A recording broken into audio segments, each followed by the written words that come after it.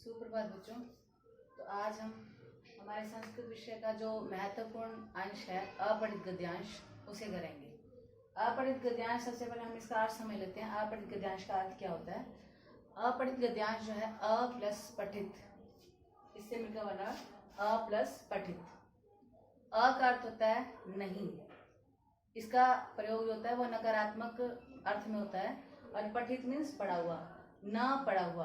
A means नहीं, पठित means पढ़ा हुआ, ना पढ़ा हुआ। मतलब आपको एक ऐसा पहरा दे दिया जाएगा जो आपने पढ़ा नहीं होगा, यानी कि आपके पुस्तक में से वो नहीं होगा, वो कहीं मतलब बाहर से होगा, कहीं बाहर स्रोत से उसको लिया जाएगा। तो अपठित गद्यांश ऐसा ही आपका हिंदी में भी आता है और संस्कृत में भी आएगा। तो उसमें हम बिना गलती किए किस तरह से पूरे अंक प्राप्त कर सकते हैं, मैं उसके बारे में आज आपको बताऊंगी। तो अपठित गद्यांश के लिए सबसे पहले हमें ये पहरा आपको दिया गया है, ये पहरा आपके बुक का ही है। अपठित गद्यांश का पहला ही पहरा है, माँ कवे कालिदासस्य। अब यहाँ डरने की आवश्यकता नहीं है कि पहरा बाहर से आएगा तो हमें उसकी हिंदी कैसे आएगी। आपका जो पहरा आपको दिया जाएगा उसमें सरल शब्दों का प्रयोग किया जाता है, कठिन शब्दों का प्रयोग कम होगा, यानी कि जो आपको समझ ना आए ऐसा नहीं होगा, आपको समझ वो आ जाएगा। तो डरने की आवश्यकता नहीं है। तो सबसे पहले आप क्या कोशिश करेंगे, पहरे को आराम से पढ़ेंगे, घबराने की जरूरत नहीं है। पहरे को पढ़ेंगे और उसका हिंदी अनुवाद करने की कोशिश करेंगे। उसके बाद हम एक पदेन उत्तरत, पूर्ण वाक्येन उत्तरत और निर्देशानुसार वो भी करेंगे। तो एक पदेन उत्तरत में करने के लिए, एक पदेन उत्तरत जो है इसको करने के लिए सबसे पहले हम इसका पहरा पढ़ेंगे। पहरा देखेंगे, महाकवि कालिदासस्य नाम न केवलम भारते अपितु सर्वे विश्वे प्रसिद्धम अस्ति। कि महाकवि कालिदास का नाम न केवल भारत में अपितु सभी सारे संसार में प्रसिद्ध है, यानी कि कालिदास का जो नाम है वो भारत में ही नहीं सारे संसार में प्रसिद्ध है। अयम ही कवि श्रेष्ठ है महाकवि इति नामना सुप्रसिद्ध अस्ति। अब आप देख सकते हैं, अयम ही कवि श्रेष्ठ है महाकवि इति नामना। इति नामना मीन्स इस नाम से, किस नाम से? कवि श्रेष्ठ और महाकवि के नाम से ये प्रसिद्ध है। अस्य सर्वम प्रमुखा रचना अभिज्ञान शाकुंतलम अस्ति। यहाँ पे आपको समझ आ गया कि सर्व प्रमुख रचना के बारे में बात की जा रही है कि इसकी सर्व प्रमुख रचना जो है वो अभिज्ञान शाकुंतलम है। ये नाटक का उनके नाम है। अनेन त्रीणि नाटकानि महाकाव्यानि गीति काव्यानि च लिखितानि। अनेन इनके द्वारा 3 नाटक, महाकाव्य और गीति काव्य लिखे हुए हैं। तस्य विवाह एक्या राजकन्या सह अभवत्। उनका विवाह जो था एक राजकन्या के साथ हुआ था। तो अब ये हमने इसका हिंदी अनुवाद कर लिया है। इसी तरह से आपने भी कोशिश करनी है हिंदी अनुवाद करने की। और एक पदेन उत्तरत का जो पहला प्रश्न है, अब हम इसको करेंगे। कालिदास कुत्र प्रसिद्ध है, कि कालिदास कहाँ प्रसिद्ध थे? कहाँ प्रसिद्ध थे? आप देख सकते हैं कि कालिदास न केवल भारते अपितु विश्वे, संसार में भी प्रसिद्ध है। तो हम भारतीय नहीं लिखेंगे क्योंकि भारत के शासक वो संसार में भी प्रसिद्ध है, तो हम यहाँ पर उत्तर देंगे विश्वे। अगला जो है आपका, तस्य सर्व प्रमुखा रचना का अस्ति। उनकी सर्व प्रमुख रचना कौन सी है? अभी हमने पढ़ी थी कि अस्य सर्व प्रमुखा रचना अभिज्ञान शाकुंतलम अस्ति। तो क्योंकि एक पद में उत्तर देना है तो आप इसका नाम लिख देंगे अभिज्ञान शाकुंतलम।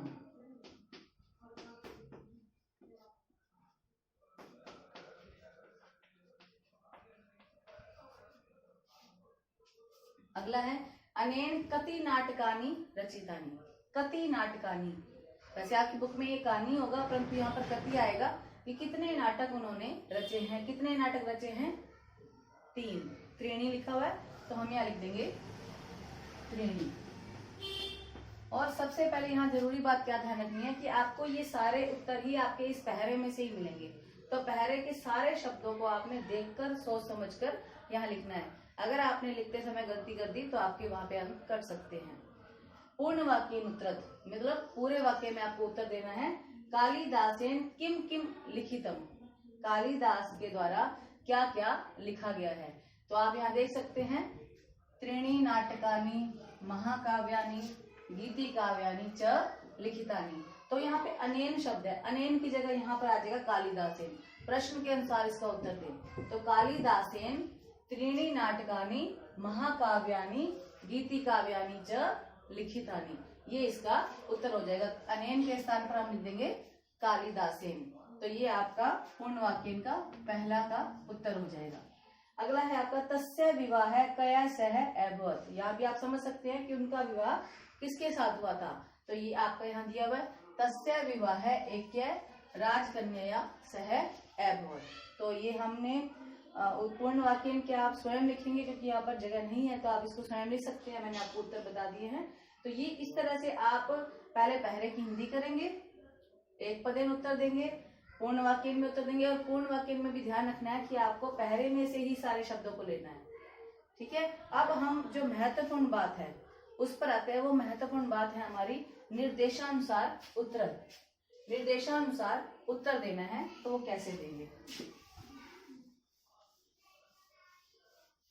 वो भी हमें इस पैरे के अनुसार ही देना है, निर्देशानुसार जो आपके प्रश्न पूछे जाएंगे। तो जितने भी संभव प्रश्न आ सकते हैं मैं आपको इसी पैरे में से करवाने की पूरी कोशिश करूंगी। तो आप सभी ध्यान से सुनेंगे इसे।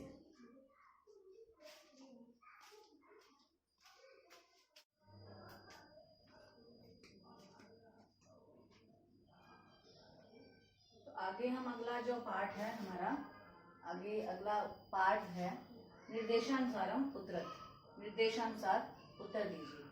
इसमें इससे पहले जो हमने किए थे एक पदेन और पूर्ण वाक्यन, उसके उत्तर आपको एज इट इज इस पैरे से मिल जाएंगे। ये कोई भी पैरा जो आपको दिया जाएगा उसमें से मिल जाएंगे। परंतु निर्देशानुसारम में आपको व्याकरण से संबंधित प्रश्न मिलेंगे और इस पर आप थोड़ा सा चिंतन करके इसका उत्तर जो है वो दे सकते हैं। वो आपको इस पहरे से मिलेंगे परंतु आपको थोड़ा सा सोचना पड़ेगा। तो जैसे हमारा विवाह शब्द है, विवाह इति कर्तृपदस्य क्रियापदम किम। सबसे पहले आपको प्रश्न को समझना होगा, ध्यान से समझना होगा। विवाह इति कर्तृपदस्य, कर्तृपदस्य का मतलब होता है कर्ता पद, कर्ता यानी कि ये आपका कर्ता है। और कर्ता क्या होता है, प्रथमा विभक्ति में होता है। आप देख सकते हैं विवाह जो है विवाह का शब्द रूप चलेगा तो ये प्रथमा विभक्ति में ही आएगा। विवाह, विवाहयो, विवाहो, विवाह। तो इति कर्तृपदस्य यानी कि ये आपका कर्ता पद है। क्रियापदम किम, आपको क्या बताना है, क्रियापदम किम, कि क्रियापदम किम, क्रियापद क्या है। आपको इन दोनों में से एक चीज दे दी जाएगी। कर्ता दे दिया गया तो क्रिया पूछी जाएगी, क्रिया दे दी गई तो कर्ता पूछा जाएगा। और इन दोनों का आपसी संबंध होता है। कर्ता और क्रिया का आपसी संबंध आप इंग्लिश में भी पढ़ते हैं और इंग्लिश में सब्जेक्ट वर्ब एग्रीमेंट के तौर पर पढ़ते हैं और हिंदी में कर्ता और क्रिया के संबंध के तौर पर। अगर आपका कर्ता एक वचन में है तो आपकी क्रिया भी एक वचन में रहेगी, अगर कर्ता बहुवचन में है तो क्रिया भी बहुवचन में रहेगी। इस तरह का संबंध होता है। तो आप ध्यान से देखेंगे कि आपको इस प्रश्न में क्या दिया गया है, विवाह इति कर्तृपदस्य है, ये आपका कर्ता पद दिया गया है, ये कर्ता पद है और इसकी क्रिया बतानी है। संस्कृत में जो क्रिया होती है वो उसकी धातु होती है, धातु यानी कि इसका उत्तर जो हमें मिलेगा वो धातु के रूप में मिलेगा। तो सबसे पहले आपको विवाह शब्द देखना होगा, वो कहाँ पर है, ये आपका विवाह शब्द ये रहा कि ये विवाह है, ये शब्द है। इस विवाह शब्द की क्रिया क्या है, इस विवाह शब्द की क्रिया क्या है। तो इस विवाह शब्द में जो हमारी ये लाइन है, इसी लाइन में इसका उत्तर जो है वो छुपा हुआ है। और अभी मैंने आपको बताया कि क्रिया क्या होती है, धातु होती है, यानी कि हमारे को जो उत्तर मिलेगा वो धातु के रूप में मिलेगा। और दूसरा हम किस तरह से इसका पता कर सकते हैं, विवाह, विवाह के साथ कौन सी क्रिया हुई है, विवाह हुआ है, विवाह हुआ है, हुआ के लिए कौन सा है यहाँ पर, अभवत। तो ये आपका ये शब्द हो जाएगा अभवत, यानी कि हमारा जो उत्तर होगा वो क्या होगा, अभवत। दोबारा से देख लीजिए कि अगर आपको कर्ता दिया गया है, क्रिया ढूंढनी है तो क्रिया सबसे पहले आपके धातु के रूप में आपको मिलेगी। और दूसरा विवाह है, इसमें देख लीजिए ये एक वचन है, अभवत में भी वो एक वचन है। तो आप यहाँ याद रखेंगे जो क्रिया होगी उसका उत्तर क्या होगा, धातु के रूप में मिलेगा। और जो वचन आपके कर्ता में होगा वही वचन आपके उस धातु या क्रिया में मिलेगा आपको। अगला इसको उल्टा करके देखते हैं। उल्टा मतलब कि अगर आपको क्रिया दे दी जाए और कर्ता पूछा जाए, कर्ता, तो इसका प्रश्न कैसे बनेगा, उत्तर हम कैसे ढूंढेंगे। जैसे सपोज मैंने आपको अस्थि शब्द दे दिया, यहाँ पर अस्थि यहाँ भी है, यहाँ भी है, परंतु अगर ऐसा हुआ तो आपको एक और शब्द भी दिया जाएगा जहां पर मतलब अगर एक धातु एक से अधिक बार आई हुई है तो आप किसी भी लाइन का कर्ता ढूंढ कर लिख सकते हैं, किसी भी लाइन का। तो हम सबसे पहले इसी से ढूंढ लेते हैं कि अस्थि, अस्थि अब क्या है, क्रिया है क्योंकि धातु है। अस्थि इति क्रियापदस्य कर्तृपदम किम, कर्तृपदम किम, कि कर्ता पद क्या है। अब अस्थि का मतलब होता है, और कर्ता में जब हमें प्रश्न बनाना होता है कौन है, अस्थि मीन्स है, कौन है, कौन है, नाम है। इस जो लाइन में आपको महत्वपूर्ण बल दिया जा रहा है, नाम के ऊपर बल दिया जा रहा है, कालिदास के ऊपर बल नहीं दिया जा रहा, कालिदास के ऊपर बल नहीं दिया जा रहा है। और अगर आपको लगता है कि कालिदास है, अगर आपको ये उत्तर लग रहा है तो आप देख सकते हैं कालिदासस्य जो है ना वो षष्ठी विभक्ति का है, ये षष्ठी विभक्ति का है, और जो हमारा कर्ता होना चाहिए वो प्रथमा विभक्ति में ही होना चाहिए, वो षष्ठी विभक्ति में नहीं होना चाहिए। और अगर आपको लगता है कि महाकवि हो सकता है तो ये भी नहीं हो सकता। क्यों नहीं हो सकता, क्योंकि महाकवि, कवि प्रथम विभक्ति में होता है, कवि नहीं होता है। और अगले सारे शब्द आप देख सकते हैं वो भी प्रथम विभक्ति में नहीं है, केवल और केवल हमारा कौन सा शब्द है, नाम। तो अस्थि मीन्स है, कौन है, नाम है, उनका नाम है, तो इसका कर्ता पद क्या हो जाएगा, नाम। दोबारा से देख लीजिए कि अस्थि, और अस्थि में एक वचन है ना, तो नाम में भी एक वचन में ही है। तो आपको या तो कर्ता दिया जाएगा, क्रिया ढूंढनी होगी, क्रिया दी जाएगी तो कर्ता ढूंढना होगा, और दोनों का आपसी संबंध होगा। अगर कर्ता ढूंढना होगा तो आपका उत्तर प्रथमा विभक्ति में होना चाहिए, और उसी वचन में होना चाहिए जिस वचन में आपको धातु दी गई है। और अगर आपको क्रिया ढूंढनी है तो क्रिया आपको उसी पंक्ति में मिलेगी और उसी वचन में मिलेगी जिस वचन में आपका कर्ता है।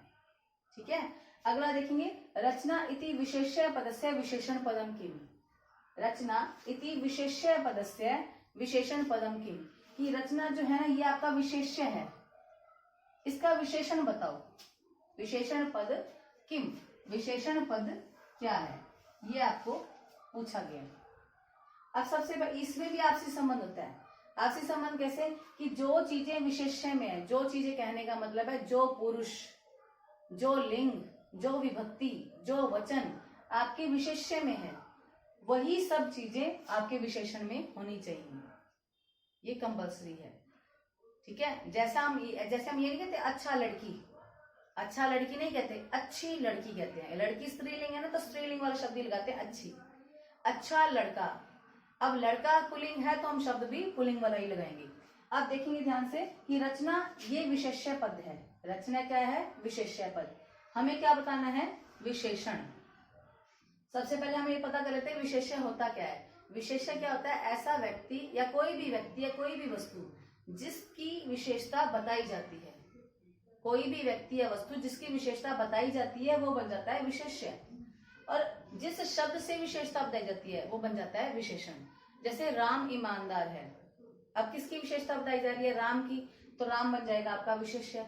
और किस शब्द के द्वारा बताई जा रही है, ईमानदार शब्द के द्वारा, तो ये बन जाएगा आपका विशेषण।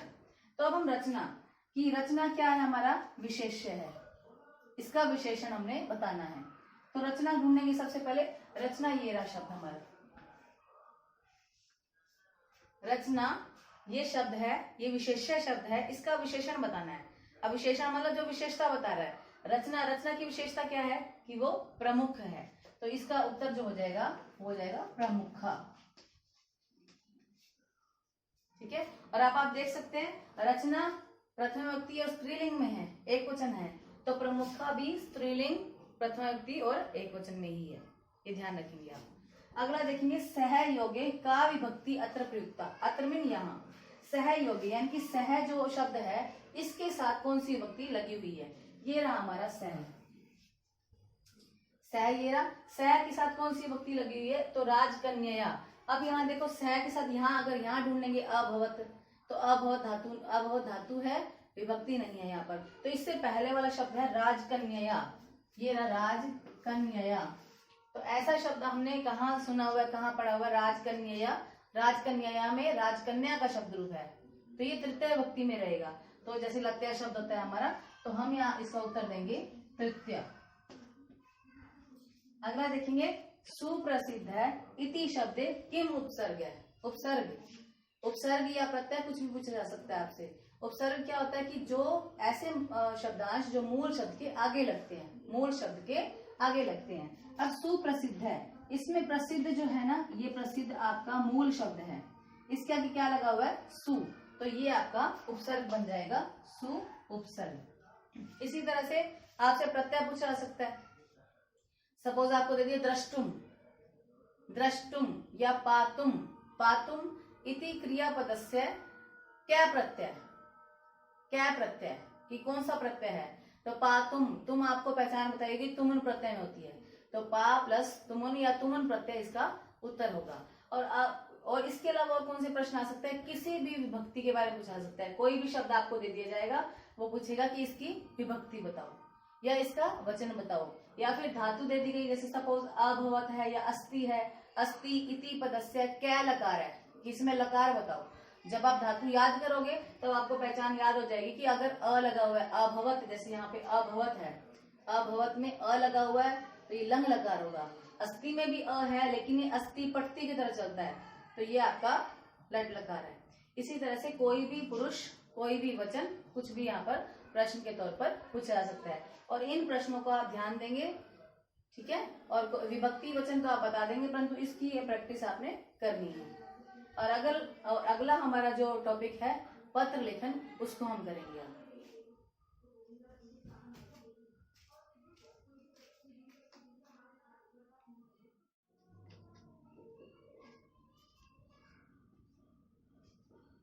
तो अगला हमारा जो टॉपिक है वो टॉपिक है पत्र लेखन।